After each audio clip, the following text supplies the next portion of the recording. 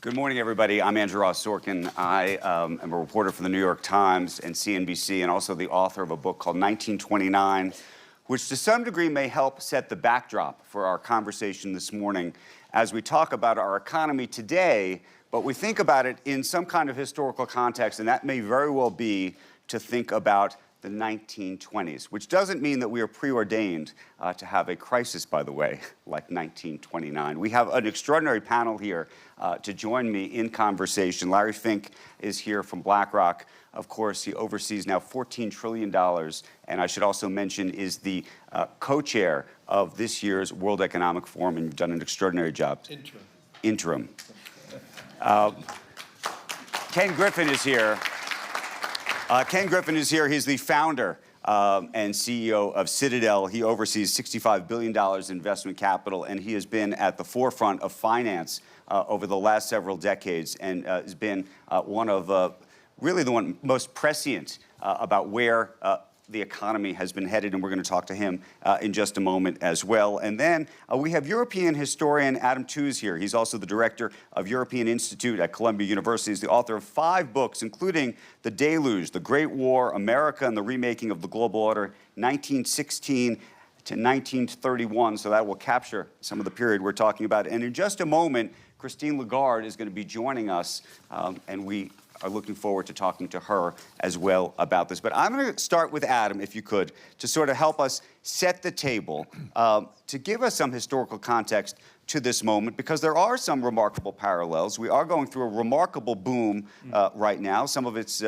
technology-related. There was a technology-related issue then. There were all sorts of monetary issues then. Tariffs, which came a little bit later, but you can start to see what that looks like. Thank you so much. It's a real pleasure to be here, and I do want to express my thanks to Larry Fink for putting on this Davos the way he has. It's been quite an extraordinary experience, a real privilege to be here. And yeah, I want to take up exactly where you left off, Andrew, because I think you're right. I don't think we should be in the business of doing automatic repetition-type stories about history. I don't think that's how history works. Mark Twain's great line about history not repeating but rhyming is a useful one. And I do think there are various points in the 20s that are very pertinent to our current moment. One is the technological side. It really was a moment of a new era, especially in electrical technology, but also in mass production. So this is the era of Ford, quintessentially. This is when Fordism becomes a global phenomenon. And also a kind of social model. It's a high-wage, high-effort, high-consumption bargain, which stabilizes, in the best case, high levels of consumption and the growth model of the 20th century. But I think more ominously, and I've really got Mark Carney's speech from yesterday, a really astonishing speech in my mind, is that one of the things we prefer to forget about the 20s is that it is, to most contemporaries, the first moment of unipolarity. This is the moment they think liberal power is triumphant. Why? Because the liberal powers won World War I. The 20s follow World War I, an epic revolutionary war, the first total war. And the powers that prevail are the powers that, in a sense, for a while still held the ring and the end of whose hegemony Mark Carney was talking about yesterday afternoon. In other words, the British Empire, the French Empire, and the United States. 2 republics, the liberal empire par excellence, and Russia was their only ally, and it succumbs to revolution in 1917 and becomes a more radical power. And the basis for their power was money. It was finance. It was the dollar's hegemony in the 1920s that was supposed to anchor this world that was otherwise really fragile. So for me, the haunting evocation of the 20s is this was I mean collectively, people like us's first effort at stabilizing the world. And we failed at the politics, famously, at Versailles and in the League of Nations. We thought that a good substitute would be technology and finance. And for a while in the 1920s, that formula looked like it would work, because in the end, the gold standard system became an increasingly dollar-centered system. And the hubris and the failure of imagination and the failure of politics never provided the underpinnings for that structure. That was not a moment I expected to have in my life, to be speaking about the 1920s and have Madame Lagarde appear on stage. Little hubris. But the discrepancy between the power of economics, the power of production, and the reliance on money, and notably the dollar, And the failure in that context to build deep political connections, for me, is really what the 20s stand for. And that is why, for me, it's so resonant in the current moment, because the crucial power here is the United States. The crucial power in the 20s was the United States. Those new technologies were American. The money that mattered was American. And it's America that essentially for domestic political reasons, defaults on its hegemonic obligations. Madame Lagarde, I want to welcome you. Thank you for joining us. We're very happy to have you. And I would actually go to you if I could, just for a moment. Wait, just now. Just now. But I'll tell you why. Because you gave a speech back in the fall of 2024. And you said that you believed, actually, that there was a parallel taking place between the AI bubble in the 2020s and 1920s and 2020s. And you said, today, like back then, we are seeing setbacks in global trade integration at the same time as strides forward in technological progress. And we were trying to sort of put this moment in a historical context. And so I was hoping you could elaborate and explain what you meant by that. Very happy to. Thank you so much for having me, and I'm sorry I'm late, but initially it was scheduled at 9, and I had something really committed at 8:15, and I had to run from wherever I was. So, I trust that Adam went through the political similarities, divergences, and I don't want to venture there. What I meant in my speech, which was back in 24, so things have changed since that, and they have not changed for the better. What I meant to compare is the technological breakthrough that took place in the 1920s. Whether you look at the size and scope of the electrical grid, whether you look at the combustion engine and its developments, whether you look at the assembly lines that were developing, those were technological breakthrough that took place in those years and decades. At the same time, you also had a stock market that was doing very well. And what we observed in the 20s, and maybe, Adam, you went through that, is a significant change in the global trade. I wouldn't call it a collapse, but it went from 21% of GDP, roughly, down to 14% in a matter of a few years. So what we're looking at now is galloping digitalization of our economies, with a particular focus on artificial intelligence. We're seeing stock markets that are doing extremely well, particularly, well, not only in advanced economies, but also in emerging market economies. And we are seeing a fragmentation of geopolitics, more on that and to be continued, which is accompanied by an increase of the tariff, of the import and export restrictions, in almost all categories of products. So, and this is unprecedented as long as WTO observes those restrictions. We're not seeing yet the collapse of trade in the numbers that I have mentioned. No. Not yet. It's still holding. It's declining a bit, but it's still holding. Question is that going to hold? But the key point that I would like to make, if you give me a little more time, is that the big difference between the 20s and now, in a way, which makes the current situation more unpredictable and probably more icy. I just came back from this cold out there, so icy is a good word for that.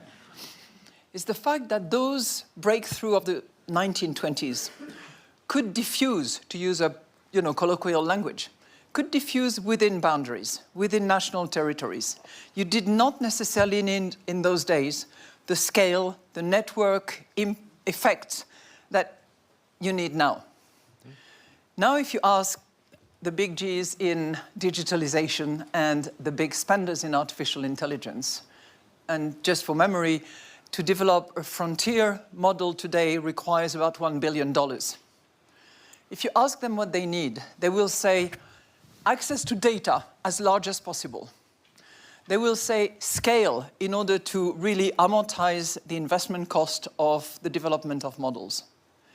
Now, that would be significantly jeopardized if we have limited access to data because of different privacy laws around the world, and more protectionist barriers that would prevent the scaling of these investments. Now, I might be having an overly negative and pessimistic view of what we are seeing at the moment, but I think that's a real threat. And the development of AI, the gain of productivity that we hope for, is difficult to reconcile with fragmentation in terms of standards, licensing, access. And I would contend that this can only be remedied by a degree of cooperation that is going to be a factor of willingness of people to accept and tolerate different paradigms, different cultural preferences, and different views of the world. It's difficult. Larry, Yeah, speak to that, if you could, because I can tell you're thinking about it. Well, I spent a lot of time on it, and I think what Christine said is the foundation of a major issue. But I would turn the lens a little bit. I think for the Western economies, if we don't cooperate, if we don't scale, China wins. There's enough population there. Privacy laws are obviously quite different there, and so the data that they can accumulate, which is giving them a dramatic advantage. And I think that's going to be one of the big overwhelming things. When people ask me, are we in an AI bubble? I said, I think there are going to be some big failures, but I don't think we're in a bubble. But that being said, I would much rather say that we need to spend more money to make sure that we're competing properly against China. And so to me, all the issues that Christine has raised, they're there, they're obvious, they're things that we need to be addressing. Right now, we're at this point now where everybody believes there's going to be a massive J curve of demand for that information from AI. The key to that is making sure that the demand only comes if technology is diffused for more applications, more utilizations. If technology is just the domain of the 6 hyperscalers, we will fail. And so to me, it is, and we don't have enough information yet, the key, how fast we diffuse it, how quickly is it adapted and adopted, to me are going to be the 2 key characteristics. The parallels for me for 1929 and evolving into 2029, to me the big 2 factors that are, to me, the limiting factors are going to be, can we grow our economies fast enough to overcome our deficits? That's going to be one big issue, especially with the rising deficits of the U.S. And the 2, the capabilities of the capital markets to continue to fund these investments, to make the Western economies having the capabilities to have that J curve in the adoption of technology. Let me ask you, and let me go to Ken on this, and it's reflective, though, of something actually Larry's talked about over the past couple of years. Larry wrote a letter called The Democratization of Finance. That was a phrase used in the 1920s. There was a real effort to democratize finance, to raise funds from the public. There was a huge amount of debt that helped finance the decade. And I wonder how you think about this moment and sort of when you think about the systemic risk of this moment, the concentration of AI, the debt that's financing some of it. I know some of the hyperscalers are obviously enormously powerful and have extraordinary funds, but there is also a lot of debt behind all of this that's sloshing around. So, first of all, it's a pleasure to be on the gloom and doom panel. Yeah, We're not doom. You know that. 1920s were an extraordinary period. As I said at the beginning, it's not preordained that it has to end badly. The end note of the 1920s, which was, of course, the Great Depression, Andrew. So let's take a step back and talk about where we are right here, right now. The area of recklessness is the spending of governments around the world, who are all, with little exception, all spending well beyond their means. That's the recklessness of this moment in history. This is not a parallel to the 1920s in terms of the recklessness of the private capital markets. It's a story of the recklessness of government spending. Within the private sector, there's a huge question as to where AI will take us. And I was carefully taking notes and listening to what Larry has to say, or to what Madame Lagarde has to say, because this is one of the big issues of our moment. Will AI create the productivity acceleration that is honestly that is hoped for in Washington and in the halls of government around the world as a way to overcome the profligate spending that we're currently engaged in? Like the world needs a savior. And the hope is that AI is the savior that we need for productivity. And the challenge with this is it may or may not be. We just don't know yet. Now, there's a tremendous amount of hype around AI. And in some sense, the large AI companies need to create that hype to raise the tens or actually hundreds of billions of dollars of investment that are going into the field. Like, you wouldn't be able to raise hundreds of billions of dollars. We'll spend, and Larry can probably correct me on this, but roughly $600 billion this year in CapEx for data centers in the United States. I think it's to be larger. But does that mean that it's getting hyped up too much, or it's just the hype is required as a sales mechanism? Go ahead. First of all, so much of the data centers are being built for cloud. Right. And the big issue is going to be in terms of monetization of the spend. The data centers are being built for AI requires more advanced chips. The question is, what is the lifetime of that chip? If we have new technological changes in the lifetime of the chip in 1 year, then that spend is going to be really a bad spend. If the lifetime, as they expect it to be, is 4 or 5 years, and then those chips can be used for cloud, then I think these investments are going to prove to be good investments. So I think it's going to be, if the speed of technology changes and all these investments now, it's going to be challenged. But I agree with Ken. I think we don't know enough, but I'm personally very optimistic on how AI is going to affect the world economy. Madame Lagarde, can I ask you a question to take on the issue that I think Ken raised, just about the amount of debt in the system today? Not talking about corporate debt, but sovereign debt. And the reason I ask is, back in the 1920s, at least in the United States, there was a budget surplus. I believe there was actually a budget surplus in a lot of other countries as well, not everywhere, of course. But today, in the US, there's $38 trillion of debt. And the playbook that we all learned, actually, in the aftermath of 1929 is, what do you do when there's a crisis to stem it? You throw money at the problem. Ben Bernanke learned this and effectuated in 2008. We did it again during the pandemic. And the thing that I've always thought about is, the next time there is a panic of some sort, and there will be a pullback of some sort, whether the politicians say, well, we now have the playbook. We know what we're supposed to do. And we're going to write a check for $5 trillion because that's what we're supposed to do. Except that we keep wondering, is there some kind of invisible line in the bond market around the world that turns into a red line where the investor class says, we're not doing it anymore. And then by the way, you get into sort of an austerity, vicious cycle. Two things. I'm not going to address your question right away because I want to come back to a point that was made by both Larry and Ken, I think. And I'm not denying that investment in artificial intelligence can be extremely net positive and will deliver productivity gains, the amount of which is questionable, and you have a spectrum that is quite large as to how much it will deliver. But I think that, to come back to my minimum cooperation needed for that, we also have to consider that it's capital intensive, energy intensive, and data intensive. And we have to be mindful of the three.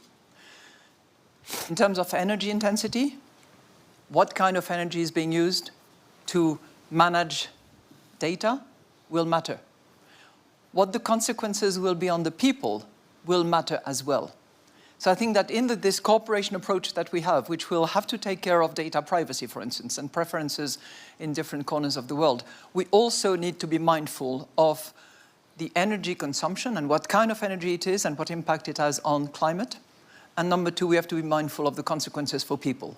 Because unless we move in this dream world of Keynes, where working is a choice in a way, which I don't see on the medium-term horizon, we have to understand what consequences it has on people unless we want to risk a dislocation of society.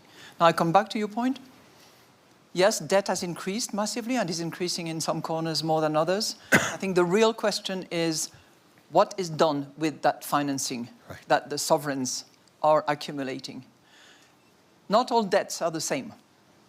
Debt that is invested in necessary, productive projects or necessary for security purposes will always find people to finance it. That's my assumption. Debts that are not for productive purposes, that are not going to sustain growth on a sustainable basis, that will be far more difficult. So I'm not going to tell you that there is a red line. I'm not going to tell you that central banks will always be around either. But I think that the nature of the purpose for which debt is subscribed will matter more than the actual volume. Speak to what you did. You just said something very intriguing. No, I'm you not said going to speak more to it. no to the idea that central banks might not always be around. What did you mean by that? Look, I went through my lot of crises, as many of you have as well. And I remember the days when it was mentioned that, central bankers are the only game in town. This is not the right approach to a balanced and durable equilibrium. Measures have to be taken by fiscal authorities. Reforms have to be undertaken. The purpose for which spending is organized has to be thought through, and the consequences on people if we want society to stay together. So just, I'm not trying to put words in your mouth, but are you basically saying that in our legislative branches around the world, we have abdicated responsibility of being fiscally prudent and thoughtful as to how we use society's resources, and have become overly reliant upon central banks to continue to try to keep the economy going in the right direction against this onslaught of reckless spending? I'm not suggesting it's the case now, but we have observed it in the past. I mean, the historic irony is that when people talked about central banks being the only game in town in the 2010s, what they were actually urging is more active fiscal policy. Right? Because the problem was that we had a low-inflation environment, a stagnant growth, including notable figures at BlackRock were arguing for a more assertive fiscal policy because there was a deep imbalance between the two levers of macroeconomic policy, which was also a lesson of the 1920s. And right now, what you're arguing for, I take it, is a more just abstract proposition that it is crucial to have, as Ken's suggesting, responsibility in every arm of government. Yep. And that responsibility pertains not just to the macro aggregates, I'm hearing you say, but to the specific type of spending. Your distinction between the productive and the unproductive is not just for economic purposes, but also for the question of political legitimacy and social coherence, the crucial thing.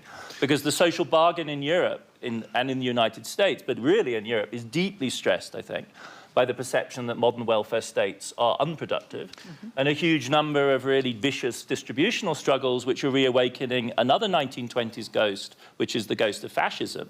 Right? The sort of political parties which certain visitors to the conference would quite like us to give more platform to, who are direct heirs to that kind of tradition, they are mobilizing in Europe right now around the delegitimization of public spending, which axes on this productive, unproductive, national, international, migrant, ethnic, national. And so that's why these politics are explosive. But Adam, in 2010, the mantra was too big to fail, which Andrew wrote about. But because of that mantra, too big to fail, there was a societal view, do not bail out. So there was not much fiscal stimulus as much as necessary. But I would say the learning lesson from that was 2020, where you could argue we used huge amounts of fiscal stimulus, probably too much, looking backwards. So I actually believe, we're all evolving in which lever to pull. And so I think Europe, especially after 2008 and 9, probably did not use enough fiscal stimulus. But in the 2020s, because of COVID, we probably used way too much fiscal stimulus. So it also depends on what structures you have, again, because the Europeans they essentially have part-time working systems which keep people in employment, Whereas America, with surging unemployment in 2020 and no national unemployment insurance system that actually works, has to rely on this sugar-high, trillion-dollar, check in the mail, emergency bailout of American society, and it's easy to overdo that. I mean, in my view, it's one of the great macroeconomic success stories of recent times. It has, you're absolutely right. Where the learning here since the 1920s is surely one of the dramatic. We have not had another 1929. That is a crucial point. I have a different question from Madame Lagarde, and it's actually about the connection between the independence of central bankers relative to the political class. And the reason I ask it is not just because of this particular moment. No? Just happens to be Wednesday, huh? But this gets to an interesting parallel. It gets an interesting parallel. If you go back and look at what happened actually in the 1920s and the 1929 in particular, and I read through some of the diaries of the Federal Reserve board members in the United States during this period. They were so worried about the politics of the moment. They were so cognizant of the politics. It wasn't, by the way, then that the president, in that case President Hoover, was telling them what to do exactly. It was that they were worried that the central bank unto itself which was considered an experiment still. It was still new, yeah. Would be disbanded. You talked about whether central bankers will be here. They weren't sure whether they were going to tip the balance and the Congress was going to say, enough with you. And so I wonder, and there are lots of times also during some of these crises where the central bankers have to work hand in hand with the Treasury departments and presidents. So here we are in this moment. You publicly came out recently, and signed a letter around what's happening in the United States and our Federal Reserve. But how you think about that? First of all, I would distinguish between tribute to your work, because you really went into great details about how they thought in those days and what their fear was. But I would distinguish today between working hand in hand, which in a way we did during COVID, let's face it, and fiscal dependence. So while working hand in hand in particular circumstances, as exceptional as they were, I think was completely legitimate. Whether there was more, too much, I think it's a good debate to have, and what form it took is also an interesting one, because between the shock absorber on one side of the Atlantic and the fiscal spending straight to the consumer, I think the jury is out as to what was the most efficient. But fiscal dependency is another matter, which I would strongly argue against. For me, the great champion and hero of breaking the back of this dependency of central bankers was Volcker, who took the risk, major one, to really affect the economy, jeopardize the economy, to make sure that price stability would be delivered. And I think the standing he had with President Nixon at the time, in order to demonstrate the independence of the central bank to restore price stability, is something that we should, keep in the back of our mind. I'm not going to comment on what's happening just right now, including today, actually. Suffice to say that with a couple of other colleagues, we did take the initiative to argue in favor of central bank independence in the context of what happened about a week ago. One of the really fascinating things is that the very idea of central bank independence is a product of the 1920s. And it's a product of the 1920s because most central banks, unlike the Fed, are old institutions. It's like the Bank of England, the Banque de France. And what they have to tackle in the early 20th century is the emergence of modern democracy. Modern democracy being multi-party, populist, social democrats, right-wingers. And it's in that context, the Fed, in a sense, born into the crisis. One of the reasons America doesn't have a central bank earlier is it is a democracy. And capitalist democracies are contentious, and money is contentious in capitalist democracies, and central banks are incredibly contentious, and America doesn't get there until the compromise of 1913 under Wilson. Whereas the others, the British, the French, the Germans, of course, have to actually figure out what it means to do market-centered, finance-centered, banking in an actual live social democracy. And it's out of that this notion, from the very beginning, it was always agonistic to populist democracy. From the 1920s onwards, like the phrase is Montague Norman's phrase, knave-proof, right? You want to make the central bank knave-proof, which has a certain resonance in the current moment, right? You need to make the central bank institutions proof against those kind of pressures. And it's been, I think, one of the productive sites for thinking about the relationship between expertise politics and the pressures of the market ever since. Volcker, one might have different views about, but he certainly, I would entirely agree with you, set the paradigm of the modern independent central banker, whether one likes the paradigm or not, but it's clearly the definitional moment under Carter into Reagan, withstanding the pressures of the Reagan presidency, amongst other things. But just to put things in context, the modern central bank represents the reality that we are not on the gold standard that we were on Fiat money. True. Yeah. back 150 years ago. And I'm not advocating we should be on a gold standard. It's just a very different world. And then the second salient difference between today and going back 100 some years ago is that debt is ubiquitous. Yeah. And in a market economy where debt is ubiquitous, deflation is terrifying. Well, this is the reality after World War I in the 20s, though. Debt is ubiquitous. Debt to GDP levels in Europe are higher than they'd ever been before after World War I. And no one's on the gold standard after World War I. So in fact, they have to manage democracy, deal with 140, 150% of GDP debt, and figure out how you're going to do central banking. And amazingly, they opt for the gold standard. So it isn't then Britain, France, Germany, none of them are on the gold standard. Italy, in 1919, when the 20s begin, they all have to get back there by convergence with the US. This becomes the great clash between Keynes and Winston Churchill in the 1920s is, what price are we going to pay? This is the cross of gold moment. In America, it's William Jennings Bryan. In Europe, it's in the 1920s. What price are we going to pay for restabilizing? This is what made it feel like the bad Eurozone of the 2010s. Right, but it's also a big difference between then and now. Absolutely. Because those monetary policies were totally rigid as a result, whereas we have much more flexibility and many more tools to be used. And thank God for that. and a tremendous number of success stories. Yes. Yeah. I mean, if you look at Europe when it comes to price stability, I don't want to jinx you, but it looks really good right now. Thank you. Larry, That's some good news. Larry, I think you wanted to take the conversation to a different place.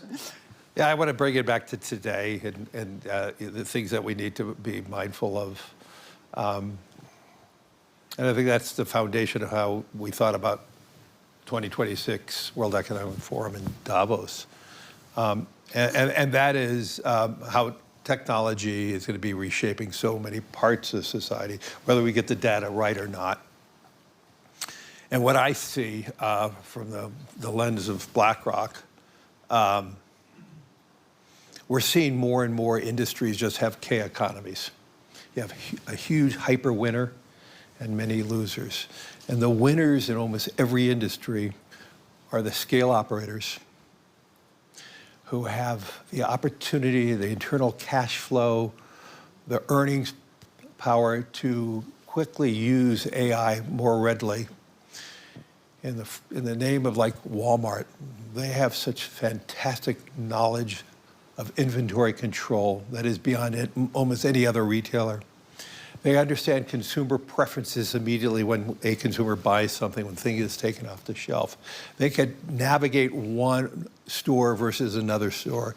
And you're seeing that in their results. You're seeing them having almost quarter after quarter achieving higher returns in a period of time when a lot of retailers are really struggling. We had a bankruptcy of Saks and all that. And I see that in every industry.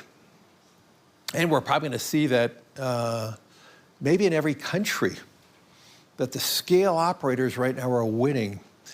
And that does not translate into a broadening of the world's economic economy. And in many ways, it may be narrowing.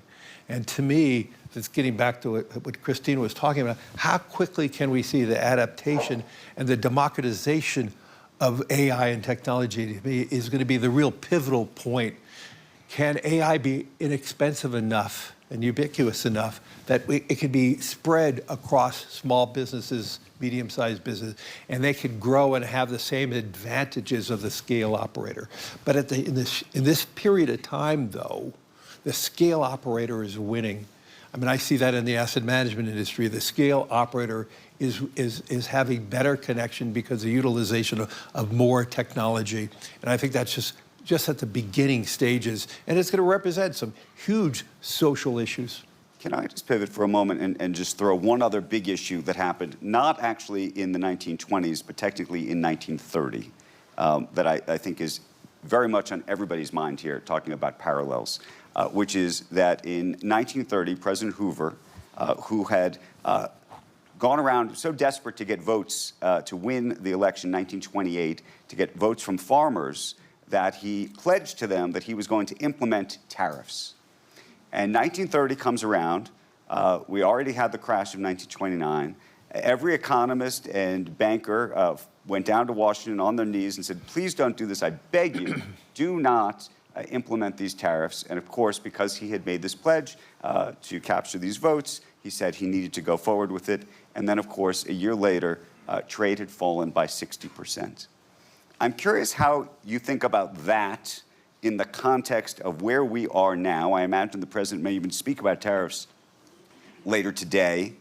And also not just what happened in that moment when trade dropped by 60%, but how long it took for some of those tariffs effectively, and because of the politics, to effectively get unwound and moved us into a more global order that may be getting undone in this particular moment. Who wants to take that on? I mean, I hear Larry's steer to not talk so much more about history. So I'm going to pivot to the present and say the big difference is this issue with fiat currency. Because what really drove the collapse of global trade in the early 30s is the combination of tariffs with currency disorder, the collapse of the gold standard in 31, and then the introduction of massive amounts of quotas. And we are a very long way away from that kind of world in the current moment. So bad as these are, these looks much more like classic trade war kind of tariffs. It's not great, especially given the volatility of the tariff regime in the moment. That's what really makes it odd historically, is that we just literally don't know from week to week what the American tariff will be. But that, I think, is a kind of relatively calming. This is one of the axes I don't see any cause for panic over. Do you see, though, I'll go to Madame Lagarde, do you see these tariffs as a permanent state? If we're all sitting together 20 years from now, would the tariffs that we're all living through today still be in place to some degree, and that splintering of what our globe looks like and the kind of conversations we have be... I certainly hope not. But let's see in 20 years' time. You might be here, I might not. But, again, I think what matters is to sort of go under the skin of those tariffs and see who is bearing the brunt of it. And we might be surprised. I haven't seen many studies, but there is certainly a study by the Kiel Institute in Germany that identifies the US consumer and the US importer as the key carrier of the burden of tariff.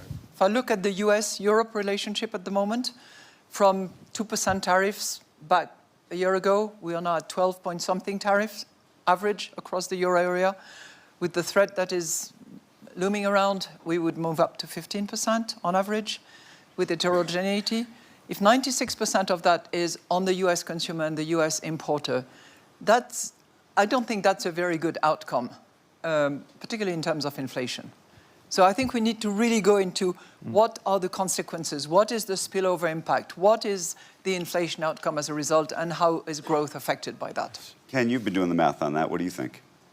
So, obviously, I've spoken out on this topic over the course of the last year and change, and regretfully, I think some of the concerns that I've highlighted have played out. Tariffs have been regressive on the American consumer. And we've seen the administration roll back tariffs on goods that directly touch the American consumer.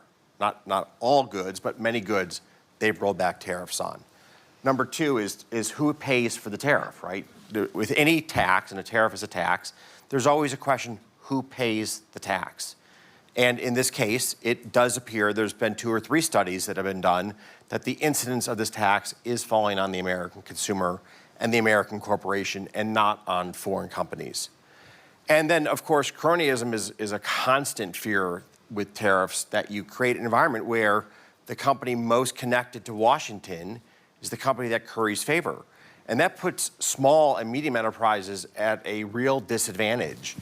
And I'm going to touch on a point here to go back to your commentary about the rise of these very large, successful businesses. Most of them started as small enterprises in our lifetime. Right. The person to my right runs the world's largest asset manager. He started the world's largest asset manager. and created that business in a fraction of a lifetime. It's a tremendous success story. It's the story of the vitality of the U.S. economy, that small and medium enterprises in just a few decades can rise to become global leaders. In fact, if we look at the AI firms of today, everyone was talking about Anthropic and OpenAI. Anthropic didn't exist a few years ago. OpenAI didn't exist 15 years ago. NVIDIA was a company that made video game processors. The three largest mindshare names in AI are all effectively less than roughly 10 years old. And it's that vitality that draws capital to the United States that does fuel the economic prosperity of America. And we need to continue to protect the opportunity sets for our small and medium enterprises, because you never know which one will be the next BlackRock, the next Anthropic, Apple, and so on. Larry, I have a technology question for you. One of the reasons we actually did have a crisis in 1929 was the technology, meaning the New York Stock Exchange, couldn't keep up with the trading volume, in truth.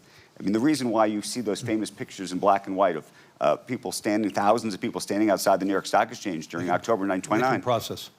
They were standing out there because they were trying to find out what was happening to their money. They didn't know because the processing was so behind. Today, we can get this information on our phone and down to the millisecond. It's almost perfected. At the same time, however, talk about the idea that rumors can spread and spread quickly. You know, in the old days, it took a long time for sort of a bad rumor to spread, and then it took a long time as well, by the way, from the efficiency of it, to correct that rumor. But today, and we saw this with Silicon Valley Bank in the United States, for example, the second that somebody says and goes public and says, I'm taking my account from this bank, everybody can go rush for the exits because they can see all of this in a completely different way. And so while the technology is remarkable in one way, I wonder what you think the risks are the other way. So I would argue that through transparency, there is actually less risk. I think Silicon Valley was a poorly regulated bank. I mean, actually, BlackRock was asked to do a study on their asset and liability mix. And we determined 2 years before it failed that it was the most mismatched bank in the United States at that time. So I would argue that was a failure of regulation, not a transmission of information. I truly believe, as you talk about other things, I mean, the transmission of information is processed. Yes, we have daily volatility that can be quite extreme at any one given time. But one of the things that we all forget, in 2025, if you pick the first date of each quarter, the 10-year Treasury moved 3 basis points. That's all it did. Each point, January 1st, April 1st and on, the 10-year Treasury moved 3 basis points across, yes, but in between those quarters, there was huge volatility. But that's the efficiency of the market. That is the beauty of what Citadel has created, that the fast movement of money equalizes and we determine in a very rapid period of time what is fair value. And I think that is magnificence of the capital markets. That transparency is I would say the engine of market movement. And Ken should be answering this question because he's one of the geniuses around the architecture of this. But I would say, getting back to technology for a second, I think the movement towards tokenization, decimalization is necessary. It's ironic that we see 2 emerging countries leading the world in in the tokenization and digitization of their currency. That's Brazil and India.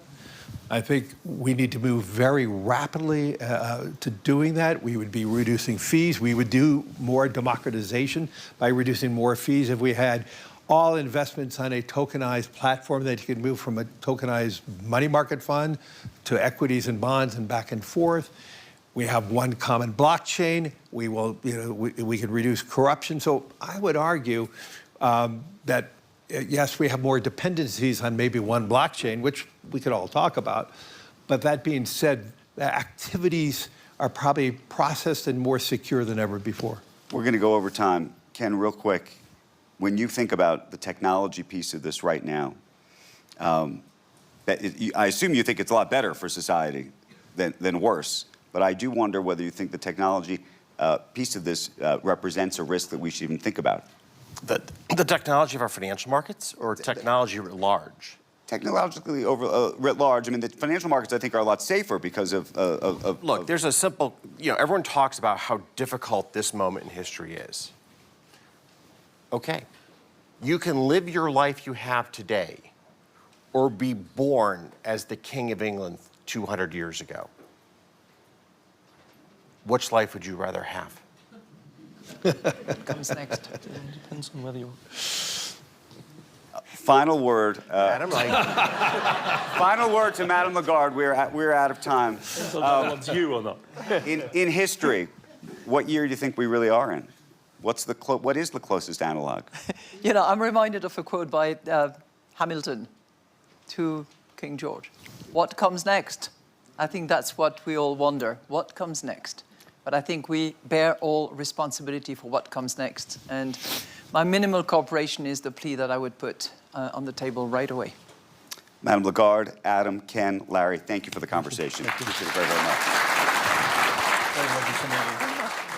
It was good.